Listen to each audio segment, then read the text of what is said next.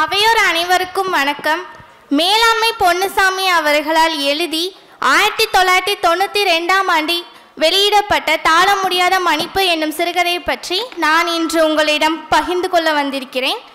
இதில் மேலாண்மை பொன்னுசாமி அவர்களின் சிறப்பம்சம் சிறுகதையில் அவரோட சிறப்பம்சமாக அமையுது எதுனா, அவர் எப்பயுமே அன்றாட உழைப்பாளர்களின் பாசத்தை மேலோங்கி அந்த சிறுகதையில் காமிச்சிருப்பாரு. அதே மாதிரி தான் இந்த சிறுகதையிலையும் தாழ முடியாத மன்னிப்பு. அதாவது இதில் மொத்தம் 2 கதாபாத்திரங்கள் இருக்காங்க. அம்மா பொண்ணோட கதை தான் இதில் ஒரு நாள் நடந்த நிகழ்வை தான் இதில் சொல்லியிருப்பாங்க. 2 கதாபாத்திரங்கள் சுப்புத்தாய், சுந்தரின்ற ஒரு குழந்தை. ஒரு நாள் காலையில் சுப்புத்தாய் குழந்தையெல்லாம் ஸ்கூலுக்கு அமுச்சு விட்டுட்டு ஒரு நாள் உட்காந்துருக்காங்க. அப்போது அவங்க பார்த்தீங்கன்னா ஒரு பூஞ்சை நிலத்தில் கூலி வேலை பார்க்குறவங்க, மிளகாய் பிடுங்குவாங்க இல்லையா, அந்த கூலி வேலை பார்க்குறவங்க. அவங்க அன்னைக்கு காலையில் இருக்கிறப்போ பூஞ்சைக்காரியை அவங்க கிட்ட ஏமா இவ்வளோ நேரம் ஆகுதுல்ல, காசுன்னு மட்டும் வர தெரியுது, நேரத்துக்கு வந்தாதானே அப்படின்னு சொல்லி திட்டுறாங்க. உடனே சுப்புத்தாய் இல்லை தான் 2 வாய் அள்ளி போட்டு வந்துடுறேன் அப்படின்றாங்க. அதுக்கு உடனே இலக்காரமா பூஞ்சைக்காரி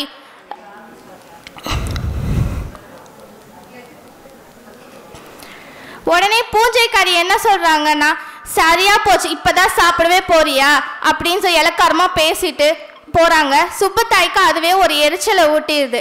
எரிச்சலை எடுத்துட்டு சட்டி பானையை திறந்து பார்க்குறாங்க. அவங்களோட குழந்தை சுந்தரியை பற்றி யோசிக்கிறாங்க.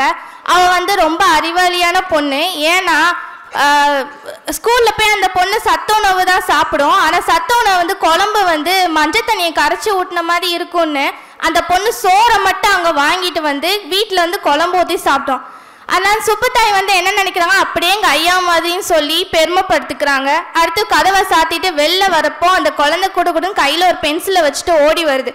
என்னன்னு கேட்டால் எனக்கு 50 பைசா வேணும் அப்படின்னு நிற்கிறான். சல்லி பைசா என்கிட்ட இல்லையடி, என்னால் ஒன்று கொடுக்க முடியாது அப்படின்றாங்க.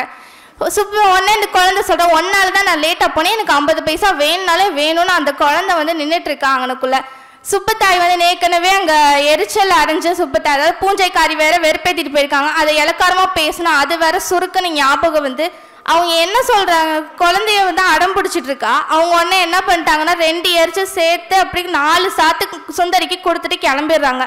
சுந்தரி அந்த இடத்துல விழுந்து அழுதுட்டு இருக்கா. ஆனால் எதையும் கண்டுக்காம கோவத்தோட போகிறாங்க. அங்கே போனால் அவங்களுக்கு முன்னாடியே 3 பொம்பளை பிள்ளைங்க பிடிங்க ஆரம்பிச்சிட்டாங்க. கூலி வேலைக்கு வந்துட்டாங்க. அவங்க வேற வேலை செய்ய ஆரம்பிச்சிட்டாங்க. இவங்க பதட்டமாகி வேகமாக அவங்க வேலை செய்ய ஆரம்பிக்கிறாங்க. அவங்களுக்கு மூஞ்சே சரியில்லைன்னு ஒரு அம்மா கவனித்து அவங்க கிட்ட கேட்குறாங்க, என்னம்மா இன்னைக்கு உனக்கு முகமே ஒரு மாதிரி இருக்கே, என்னாச்சு அப்படின்னு சொல்லி கேட்குறாங்க. நடந்தது எல்லாத்தையும் சுப்புத்தாய் அவங்க கிட்ட சொல்கிறாங்க.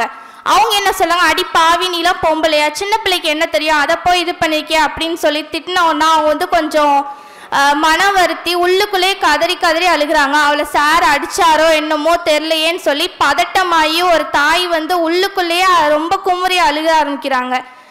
நீ யார்கிட்டையும் காமிச்சிக்காமா அமைதியாக ஒரு இடத்துல உட்காந்துருக்காங்க. நான் எல்லாரும் சொல்லுவோம் 4 வாய் அள்ளி சாப்பிட்டுட்டு உட்காந்துருக்காங்க. அதே மாதிரி மாலை வேலை ஆகுது. அவங்க வீட்டுக்கு கிளம்பி போகிறாங்க.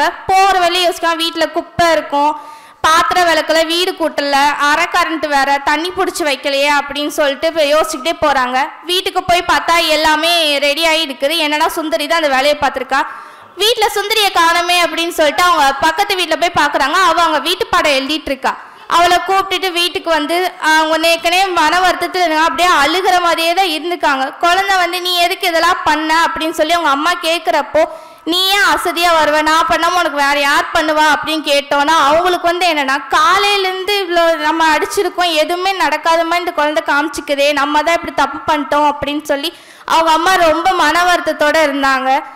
அழுக ஆரம்பிச்சிட்டாங்க. இந்த இடத்துல பொன்னுசாமி ஐயா அவர்கள் எப்படி அந்த கதையை முடிச்சுப்பார் அப்படின்னா, அம்மா அழுக ஆரம்பிச்சோன்னா சுந்தரின்ற குழந்தை அப்படியே அம்மா மார்போடு அணைச்சி கன்னத்தை தடவி விட்டுட்டு இருப்பா. இந்த இடத்துல குழந்தை தாயாகவும் தாய் குழந்தையாகவும் இருக்காங்க அப்படின்னு சொல்லி இதோட இந்த கதை முடியுது. இதில் அழகாக காமிச்ச விஷயம் என்னன்னா, தாய்மையும் குழந்தையும் மனதையும் ரொம்ப அழகாக கண்ணாடி போல படம் பிடிச்சி காமிச்சிருப்பாங்க. அதே மாதிரி தாய்மையும் குழந்தை மனமும் தெய்வத்தின் மனமும் ஒன்று என்று சொல்வாங்க இல்லையா, அது இந்த கதையில் ரொம்ப அழகாக தெரிஞ்சுக்கும். நன்றி.